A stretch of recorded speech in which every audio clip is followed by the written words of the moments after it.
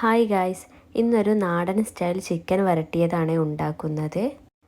ആദ്യം ഒരു പാനിലേക്ക് 2 വലിയുള്ളി അരിഞ്ഞതും 2 തക്കാളി ചെറുതാക്കി അരിഞ്ഞതും പിന്നെ ഇഞ്ചി വെളുത്തുള്ളി പച്ചമുളകും കൂടെ അരച്ചതും കുറച്ച് കറിവേപ്പില പിന്നെ അതിലേക്ക് ആവശ്യമായിട്ടുള്ള മസാലപ്പൊടികളും 1 സ്പൂൺ മുളക് പൊടിയും 1 സ്പൂൺ ചിക്കൻ മസാല 2 സ്പൂൺ മല്ലിപ്പൊടിയും കുറച്ച് മഞ്ഞൾപ്പൊടിയും ചേർത്തിട്ട് കുറച്ച് ഉലുവ,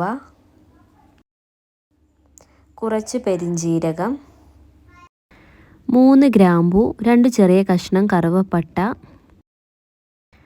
ആവശ്യത്തിനുള്ള ഉപ്പ് എല്ലാം കൂടെ ചേർത്തിട്ട് നമുക്ക് നന്നായിട്ട് ഇത് കുഴച്ചെടുക്കണം.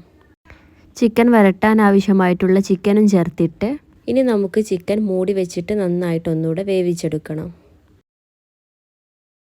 5 മിനിറ്റിന് ശേഷം ചിക്കനിൽ നിന്നൊക്കെ വെള്ളം ഇറങ്ങി വരുന്നുണ്ട്.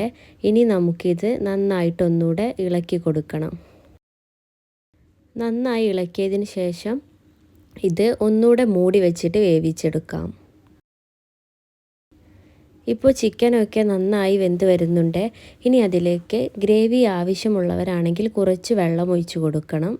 എന്നിട്ട് ഒന്നുകൂടെ ഇളക്കി യോജിപ്പിച്ചിട്ട് മൂടി വെച്ചിട്ട് ഒരു 10 മിനിറ്റ് കൂടെ വേവിച്ചെടുക്കണം. ഇപ്പോൾ നമ്മുടെ ചിക്കനൊക്കെ നന്നായിട്ട് വെന്ത് വന്നിട്ടുണ്ട്.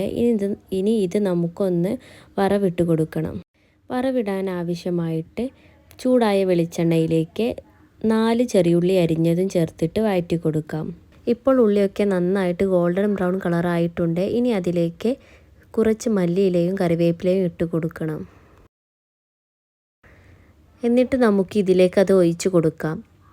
എന്നിട്ട് ഒന്നുകൂടെ ഇളക്കി. ഇപ്പോൾ നമ്മുടെ ചിക്കൻ വരട്ടിയത് റെഡി ആയിട്ടുണ്ട്.